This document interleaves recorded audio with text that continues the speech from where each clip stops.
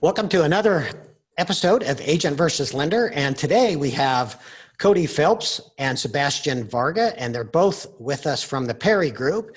And we also have Michael Carter from RanLife. Welcome, all three of you, and I'm glad to have you here. Thank you, Ron. Thanks.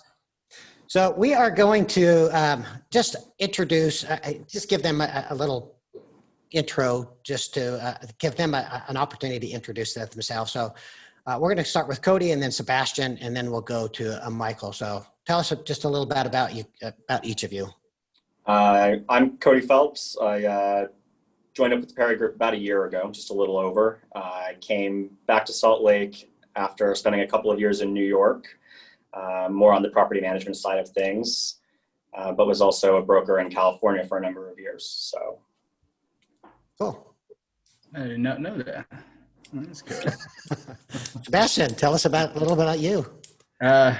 Sebastian Varga, and I'm actually going to be with the Perry Group 6 months here on a couple weeks, and been doing real estate for 3 years now. So yeah, started on my own, and finally decided to put the ego aside and join the team. Yeah. And we're going to talk about that here just a little bit. We're going to talk about teams and some differences. So Mark, tell us about you. My name's Mike Carter. I've been a realtor for just under 7 years. Been with RanLife Real Estate that whole time, and I'm the Lone Ranger, lone wolf. No team. Sorry, guys. No, that's awesome. So this is going to be a great episode. So if you haven't listened to an episode all the way through, you need to listen to this one, because we're going to have a little controversy, because we're going to talk about teams, we're going to talk about some marketing, and we have definitely some differences of opinions between these guys. So this is going to be fun. So let's get right into it. Each of you Cody and Sebastian are both on a team, and Mike is not. So let's talk about the teams and kind of why they're different, some pros and cons, and why, Mike, you are not on a team, and Cody and Sebastian, why you decided to join a team. And so there is no right or wrong in these answers. I mean, there's pros and cons both ways. So go ahead, guys. Whoever wants to start, let's start, and let's talk about why you're on a team or why you're not on a team. So let's see. I did what, two and a half years not on a team. I was doing great. Some of my brokers said this stood out was the only reason you need to join a team is if they can provide something that you're not getting, and it made sense, because at the end of the day, it's leads and sales, and I have generated most of my leads on my own through my SOI more than provided, which I think is a good thing. But sorry, I'm going to interrupt you. So you said they're providing you something that you weren't getting. Is that like leads? Is that accountability? What is it that they could provide that maybe you weren't able to do on your own? Well, and I mean, definitely accountability, and it sounds a little silly, because you should be able to do that at the end of the day, whether you're a team or not. If you're an adult, but I'm not an adult yet.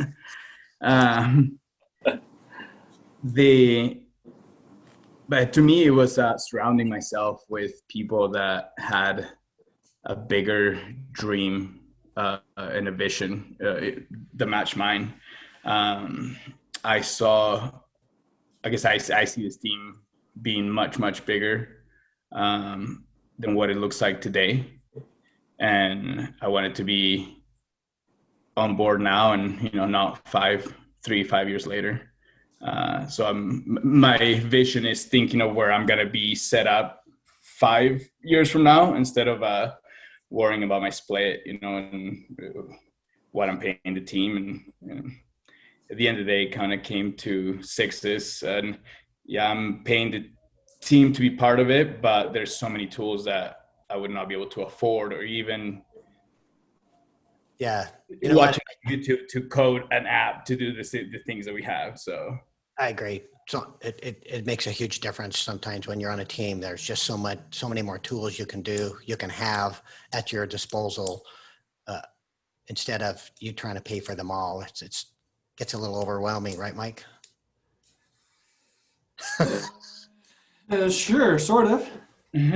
Well, tell me. Okay, so Sebastian just gave us some good reasons to be on a team, and I'm going to get to Cody here in just a second. So, Mike, tell me why you have decided to be the lone wolf, as you said. I I don't know that like I really chose that. I think that it just kind of happened through getting my license and deciding that I was going to do real estate. Where I landed, which was, I'm still there at Ran Life. I didn't know that like there were teams even to begin with. I really thought it was just like, here you go, you're a realtor, like get to work. But for me and for like my situation, I mean, if I think back, like would it have been good to be on a team? I think it could have been beneficial, but I think also for me, and obviously just me personally, the situation where I was in and where I decided to become a realtor, I think that like that just like lit a different fire for me personally, that if I would have been with a team, I honestly don't think I would have been as successful as I have been over the last, 7 years if I was on a team. Yeah, you know what?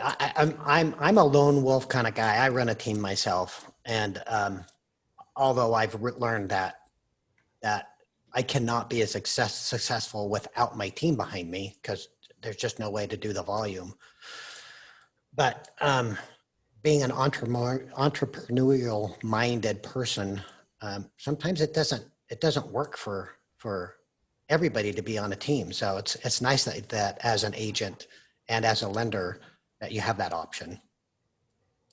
I think it's phenomenal. Like that's kind of like the beauty and like simultaneously like the chaos of the real estate industry though, right? Is like, and that's what's cool, right? Like we're not just put like in this box and then all of a sudden it's just like figure it out. Like there's so many different ways, there's so many different styles of people, that are super dialed in. It's like, I don't know like what these guys and their teams like, but I've heard of teams where it's like you're in it this time, you're prospecting at this time, then you're doing this, doing this, right? Like they're very like methodical, they're very Very structured. Structured and rigid with like their routines and like what the expectation is. And there's some people that is just like, they just fly by the seat of their like coattails. And what's crazy is both of those ideas still work. And there's people that are successful in both of those realms. Yeah, they are.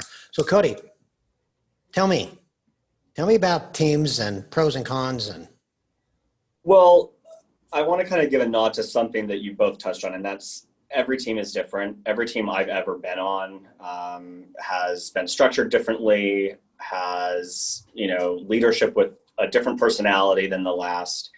And I would say for right now, I'm very happy to have landed where I landed with the Perry Group. I think Sebastian kind of touched on the sense of the team being something bigger, having a bigger dream. And I would say that, this particular team is one of the most, inclusive of all of its members that I've ever, had the opportunity to participate in. I've worked with smaller formal teams in New York. I've worked with very informal team structures in, Los Angeles years ago. And at the end of the day, I think I've had the most resources and the most opportunity where I am now. yeah, I know that some people will say that being on a team, you get less of a commission than, if you're on your own, which is true in almost every case that I've ever seen.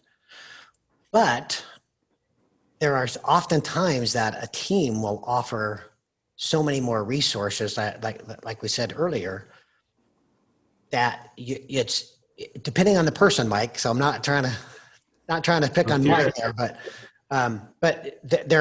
oftentimes people are much more successful in a team atmosphere. And so sometimes you have to think about, do I want a piece of a watermelon, or do I want the whole grape? It's just like, I want a piece of watermelon, because all said and done, at the end of the day, that piece of watermelon is still bigger than that grape. Does that make sense? So. Yeah. It No, I does. agree. That was the biggest thing that I had for a long time, was not giving my money to someone else. You know what I mean? And It's a hard concept to overcome. Yeah, it was, especially when you are driven and an entrepreneur. You count, why pay this amount when I could have an extra, 20 grand a year, 30 grand a year. And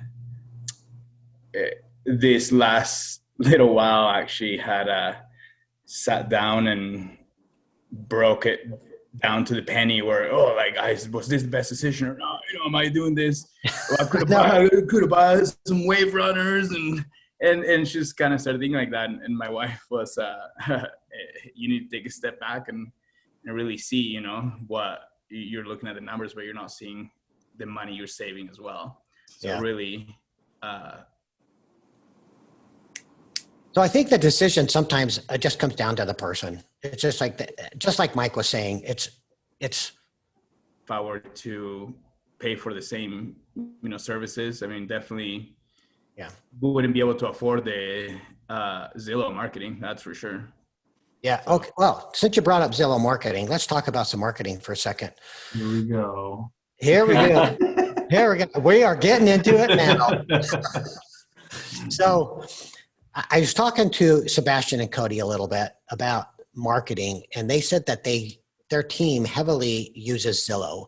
And so I'll tell you, everybody here right now, I've been on both sides of the coin. I've been successful and not successful with Zillow. And there's a lot of controversy surrounding Zillow right now. So let's talk about Zillow and why you like them and why you don't like them. Okay. Cody, go ahead, Mike. You have this. No, that's what I was going to say. Cody, you got the stage, man. All right. So Ron, I think we were talking earlier about this, and, I recognize that Zillow is controversial with a lot of agents, with a lot of brokerages. In fact, it's not a fan favorite at Keller Williams at large. So the fact that the Perry Group has built a relationship, the length of time, the dollars spent, and just with the intensity that we have with Zillow is pretty incredible. And, I definitely attribute a lot of our success to that relationship. And, it comes back down to, the idea of the team and having the systems and people in place to keep you accountable, coupled with team resources in general. And, I know a lot of individual agents out there struggle with Zillow, and that's something that, you touched on earlier too. And, maybe Mike can speak to the reason that he, as an individual agent, doesn't like it. Probably echo what we were saying earlier. So if you're listening to this podcast, sorry to interrupt, Cody, replay that part. Go back a minute or two and replay what Cody just said, because it's really important what he just said. He said that in order to make this successful, you have to have the systems and people in place to hold you accountable.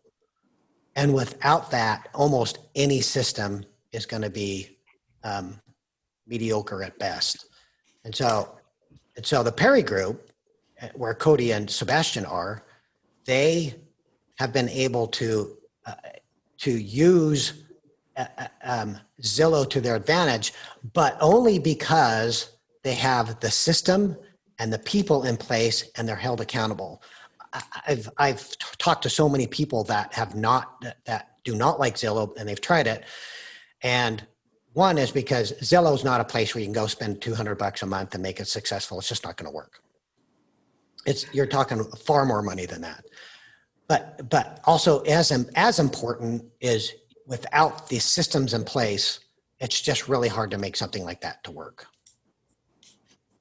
I think that both of you guys really kind of touched on that, and that's, you're getting there, Ron, and like I'll be like more like forthright in saying it is the advantage that you guys I think have as a group being with Zillow is that number one is like your ad spend, your budget that you're going to spend per month like on these leads is probably going to like outweigh what I can do as an individual agent by 2, 5, 10 times.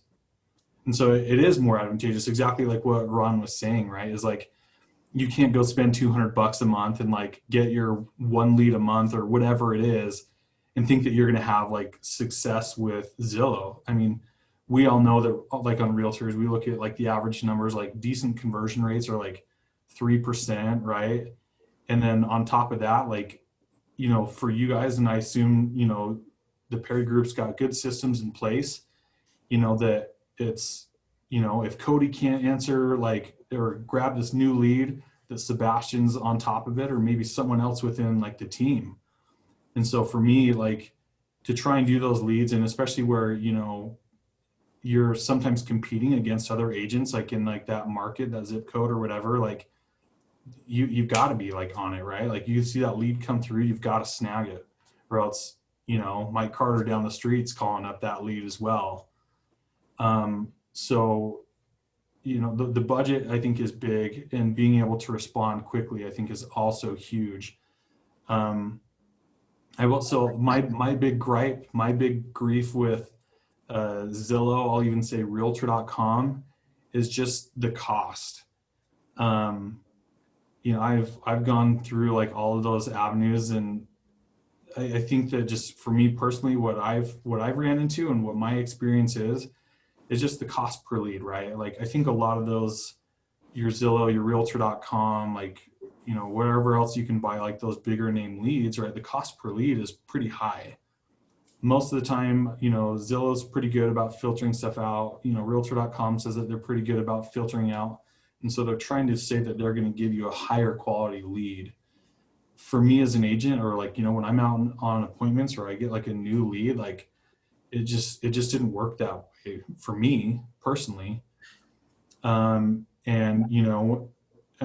it's, both of you guys sound like you were individual agents at one point too. And for me, like there, if I ever had a couple like, or a slow month or a couple slow months, when I'm trying to keep my head above water and like maintain like my business, when it comes to spending $1,000, $2,000 or $3,000 a month, like in ads, like when you're not closing deals, like that hurts a lot.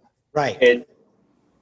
Absolutely. And that was, my first experience with Zillow was not a good one. I mean, I was talking to sales reps in California 7 years ago. And even then, zip codes, West Hollywood, Beverly Hills, and, the market that I was based, the least you could buy in at was like $450 a month. So you're absolutely right. That cost per lead is a driving factor. And it's, I think it's I know it's one of the reasons that I joined the team, because I wanted access to that, reliable stream of new clients, whether it's 1 in 10 that convert or 1 in 20.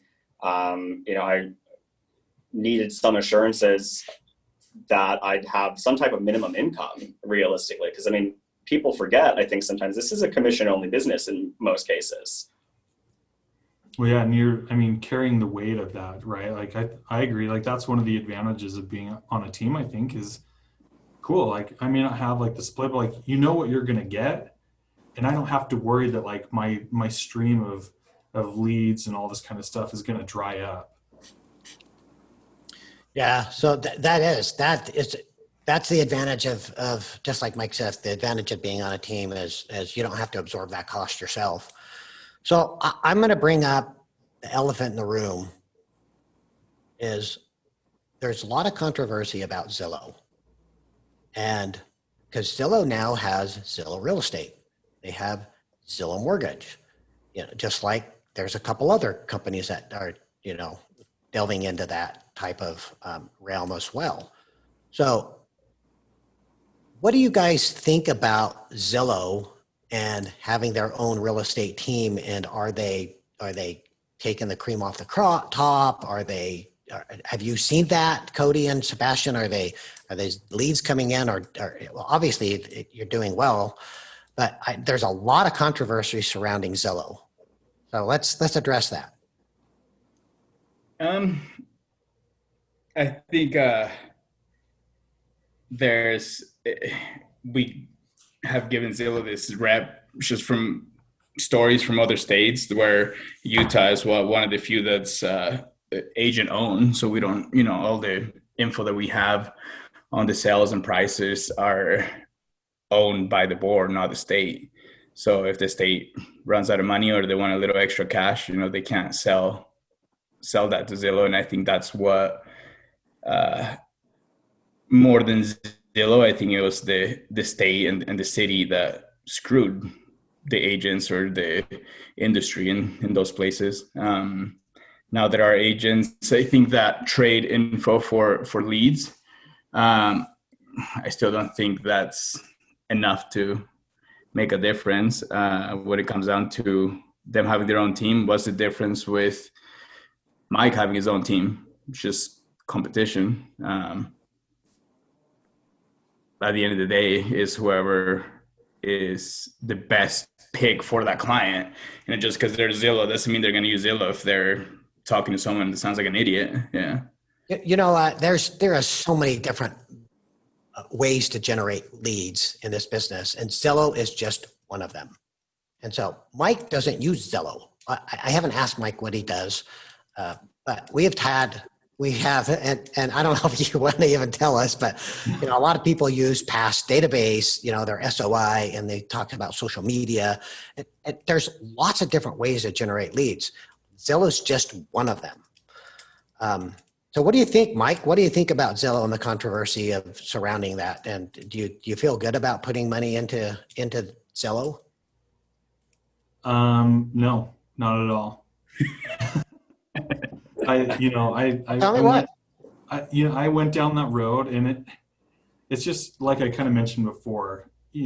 I felt like most of the time when I was getting leads, I'm either dead asleep or I'm like out on an appointment.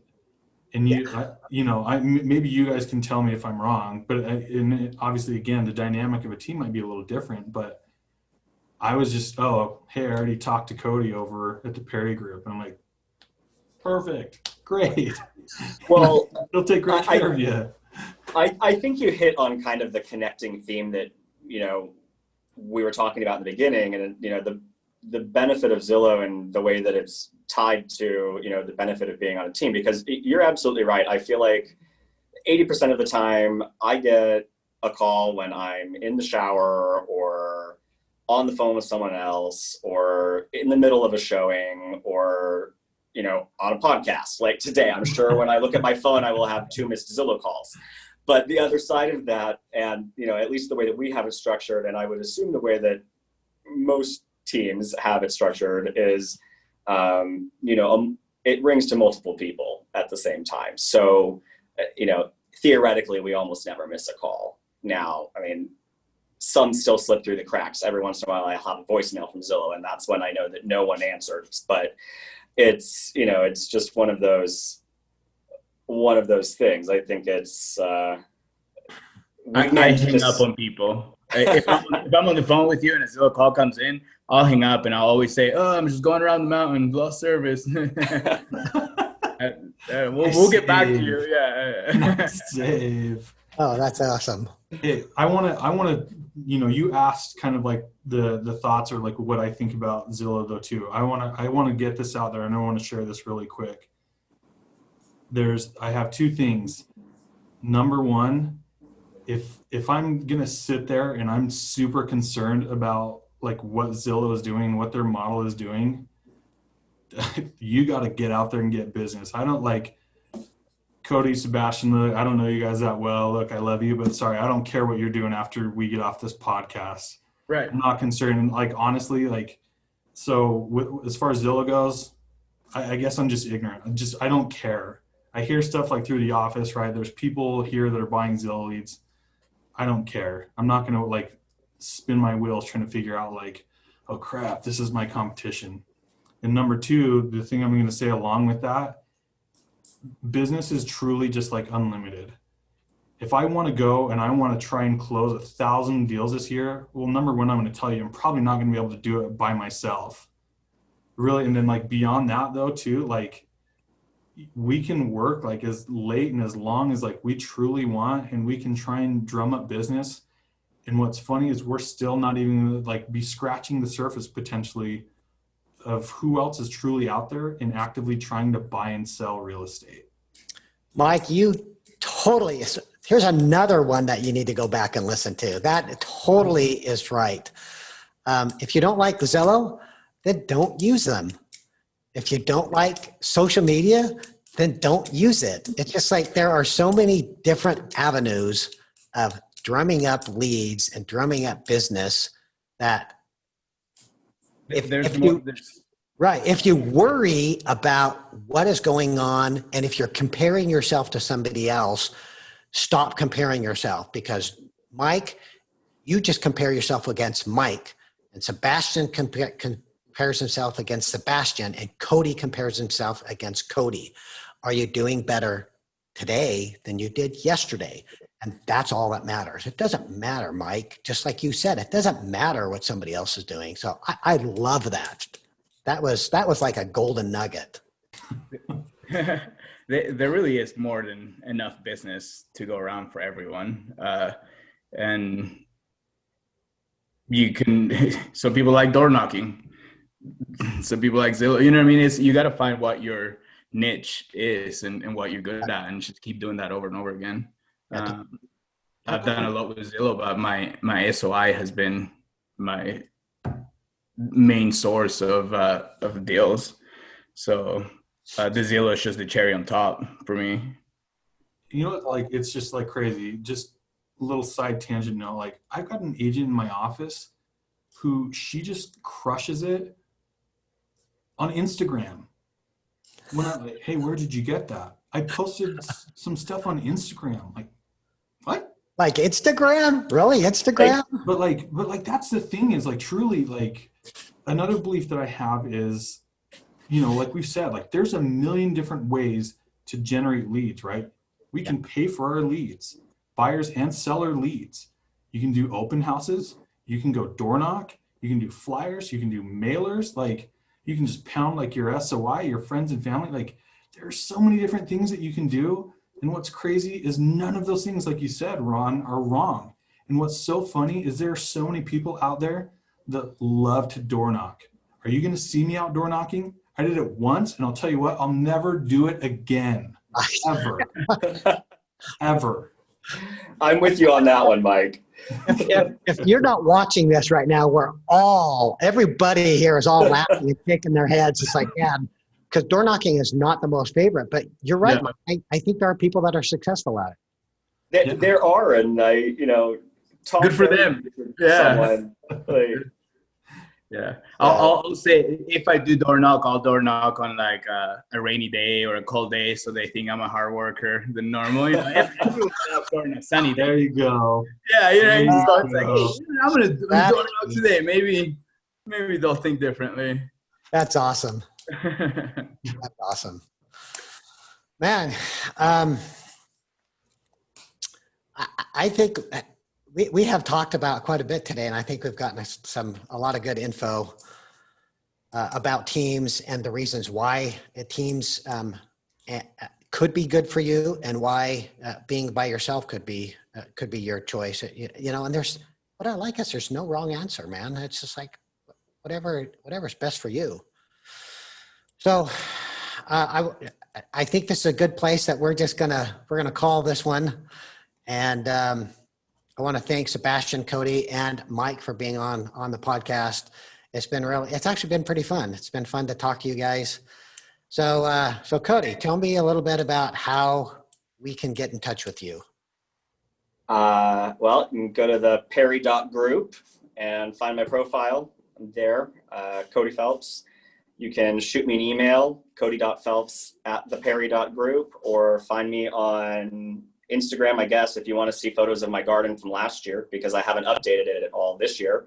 And that's at Cody Brian Phelps, Brian with an I. Cool. Sebastian. Uh, Yeah. Same, well, in a different Instagram, but is the Perry Group website, Zillow, the Zillow profile, Instagram, and Facebook as well. I think it's at Sebastian F. Varga. I always have to look at my wife's phone to figure it out, but yeah, this. I think that the easiest thing is Zillow. You know, everyone uses Zillow, whether we use it as agents or not. I think a lot of people use it. Cool. So. Awesome. Mike, how can they reach you? My Facebook is Michael Carter Home Authentic. You can find me on homeauthentic.co. Reach me at michaelc@roundlife.com. Or I'm practically famous. So if you just Google me, I'm bound to be there. Just kidding. Well, will we find you on Zillow? That's the question. I'll admit I have a Zillow profile, but actually, honestly and truly, it was 3 days ago. I was like, oh my gosh, that's my first headshot that I ever have. I haven't been on there for since I created it almost 7 years ago. Oh, well, I have seen people that have their business cards, and it's like a 20-yard shot, and you kind of look at their business card, and you look at the card, you look at them, you look at the card, and go, is this even the same person? So yeah. That's called catfishing, right, in the dating world. Hey, thanks so much for being on the show today. If you want to meet Taylor, or if you want to get hold of Taylor and I, you can reach us at 801-628-7667. The podcast is at agentversuslender.com, and our website is helpmewiththemortgage.com. Again, thanks, Cody, Sebastian, and Mike, and we'll catch you again on another episode of Agent versus Lender. Hey, thank you. Thanks, Ron.